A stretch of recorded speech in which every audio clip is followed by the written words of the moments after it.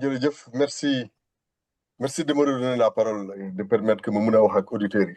Vous savez, il y a des gens qui attendent nos émissions et qui attendent surtout suñuy position ñun par rapport au sujet qu'on développe et c'est ça qui fait notre audimat. J'ai peur que notre audimat ñu fii parce que des fois on rentre dans des trucs yoo xam ne fii ça peut décevoir quand même nos auditeurs. Mais c'est comme ça, il y a du tout dans un monde, il faut qu'on accepte toutes les positions des uns et des autres. Man li ma bëgg a wax rek mooy ñu ngi si Sénégal boo xam ne fii Sénégal en déliquescence la. Le monde est déjà dans une décrépitude boo xam ne xamuñu personne ne sait à quelle sauce on sera mangé entre ces hypocrites de grande puissance qui acquièrent une bombe et qui interdisent à d'autres d'en avoir, au point de les forcer à signer un traité de non-prolifération ba pare bëgg leen fay xoj pour pouvoir les attaquer et pour faire plaisir à Israël ou je ne sais qui. Moi, je crois que tous les peuples se valent et qu'il n'y a pas de raison de faire plus confiance à un peuple plutôt qu'à un autre.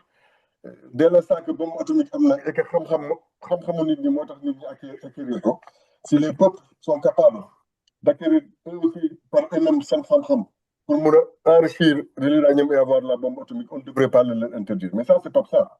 Et moi, je ne fais pas les lois du monde. Donc, comme que mënuma def les lois du monde, je suis sénégalais, je veux me limiter à mon Sénégal.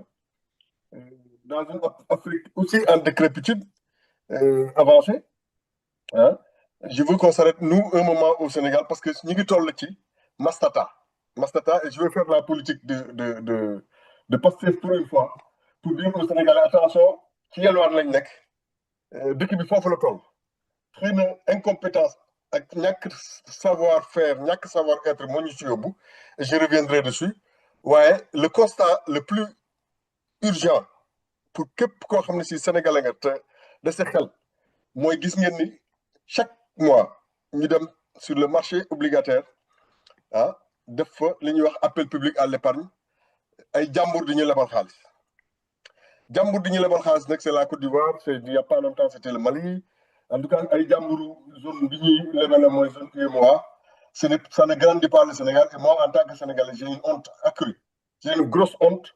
Donc cette fois-ci puisqu'on cherche 300 milliards yoo xam ne si c'est encore sur le marché obligataire et ça fait appel public à l'épargne, je voudrais que les Sénégalais se mouillent. Donc je voudrais que tous ceux qui ont travaillé à faire que Pastef arrive à ses fins, qui sont allés sur Copar Express tout le temps et qui ont motivé les gens qui ont dit dès les premiers jours, dès les premières obligations, que Pastef woo na Sénégalais yi, ils ont changé la tournure, que loolu pour une fois on y arrive, que les gens utilisent Copar Express, mais cette fois-ci pour envoyer de l'argent aux banques et faire en sorte que sur ce marché obligataire de 300 milliards, que les Sénégalais pèsent au moins 50%, voire 60%. Loolu moom moo ñu joxaat gëdd ñu xam ne le Sénégalais existe aujourd'hui en Afrique et qu'il pèse dans son environnement immédiat, parce que sinon on finira dernier de la classe, derrière le Bénin et derrière tous ces pays qui continuent eux de se tenir correctement pour pouvoir bénéficier des relances et des fonds du FMI ndax ñoom ñu mën a développer seen réew de relancer seen économie. Donc je vous dis à vous d'abord Pastef ngeen dugg ci cagnotte bi yalwaan yi seen wàll da cee war a ñëw. Gouvernement du Sénégal mi leen di wax Mastata pour 10 000 francs de participation vous pouvez aider à atteindre ces 300 milliards que l'État du Sénégal est en train de chercher. Nous sommes en zone assiégée économiquement, nous sommes assiégés nag par loo xam ne si incompétence rek la tudd ak làmmiñ wu gaaw, parce que notre premier sinistre c'est aussi notre premier ministre impulsif et épidémique qui dès que ne serait-ce que des visas sont refusés à nos basketteurs se met à pointer du doigt le président des États-Unis et que tout le monde sait plus kàngaado ko moom et il le pointe du doigt en lui disant le Sénégal de toute façon on n'a pas besoin de vous, on va faire notre préparation au Sénégal et de toute manière nous on va aller tisser des relations en Chine. Et il fait ça en parlant de Pastef au lieu de parler de la République du Sénégal, quoi. Mais c'est notre premier ministre quand même, il faut qu'on l'accepte. Il faut seulement que les gens se rendent compte que ça risque d'être notre premier sinistre.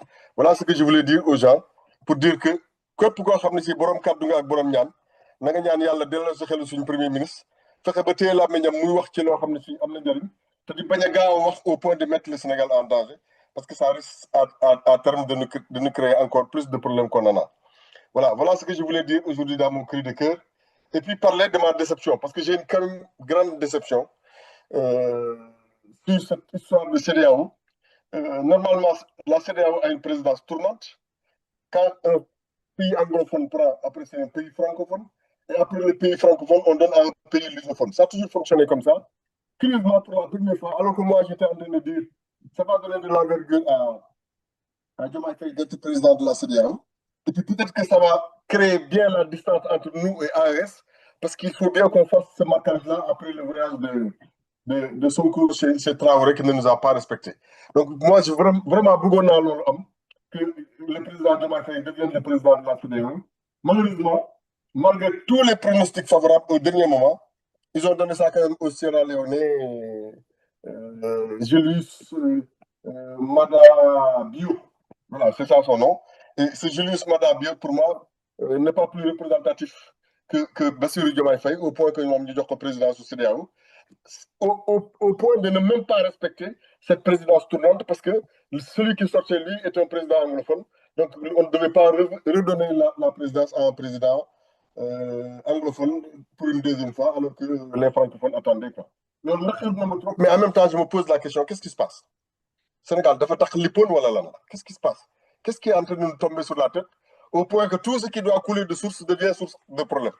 Voilà, je me pose ces questions-là et je me dis que quand même, suñu laamaan yi war nañoo ñaan ñi nga xam ne ci ay Canaries la ñuy dem nañ dellu ci Canaries yi je pense à nos ancêtres Ndiago parce que peut-être qu'ils sont puissants et qu'ils ont aidé Sonko à se mettre au pouvoir, mais je pense aussi à nos ancêtres des autres contrées qui sont encore des animistes et qui peuvent utiliser ñoom seen i gëm-gëm. Je n'y crois pas. Mais aujourd'hui, Sénégal dafa rebujo ba nga xam ne si je veux vraiment que tout le monde utilise sa science et sa foi parce que talal loxo dafa jot. Yal nañu yàlla dimbali yal nañu yàlla suturaal yal na yàlla delloo si xelu ñi nga xam ne si mënuñoo téye seen làmmiñ bañ tëy parce que si on est sinistré et assiégé économiquement à ce point c'est parce que des gens incompétents ont fait croire au peuple sénégalais qu'ils pouvaient mener la barque à bon port. Leur expérience d'aujourd'hui a montré qu'ils ne peuvent même pas xamuñu sax fuñ jëm. Au bout d'un an seulement de pouvoir, le Sénégal est déjà dans la tourmente.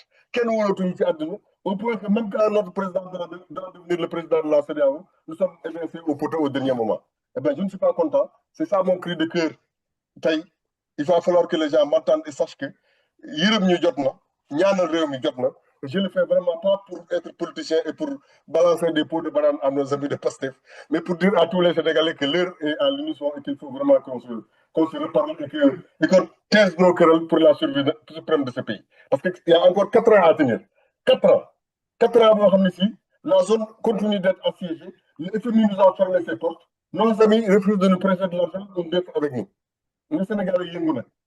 Le Sénégalais yëngu jóg xam ne l'Iran s'en est sorti et a fait de l'enrichissement d'uranium, a fabriqué des drones et des armements parce qu'ils étaient dans la merde et qu'il fallait qu'ils se rappellent que l'Iran, qu'est-ce que c'est l'Iran.